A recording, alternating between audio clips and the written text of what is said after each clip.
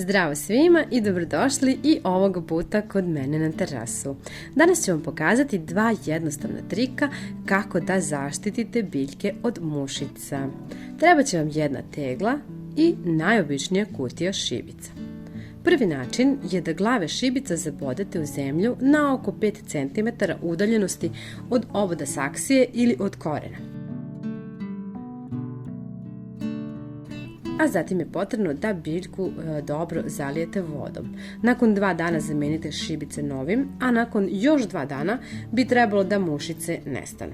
Glave šibica sadrže fosfor, sumpor, malu količinu magnezijuma, kalijuma i gvožđa, koji predstavljaju idealno sredstvo za oslobađanje od štetočina. A osim toga, svi ovi nutrijenti su hranljivi pa će dopuniti tlo neophodnim sastojcima. Fosfor u glavama šibica podstiče razvoj pupoljka i formiranje plodova, dok magnezijum pomaže u stvaranju zdravih zelenih listova. Mala količina sumpora nije štetna za biljke. U teglu ili flašu stavite šibice pa nalijte vodom i ostavite da tako stoji nedelju dana.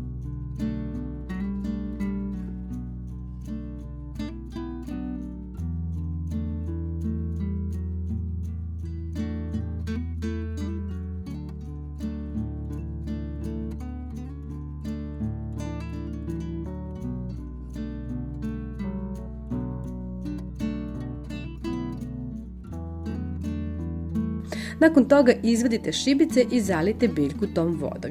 Ne morate više kupovati insekticide, već možete na ovaj jeftin i efikasan način zaštititi sve biljke od štetočina, ne samo muškatle. Ja vas puno pozdravljam i želim vam lep i sunčan dan.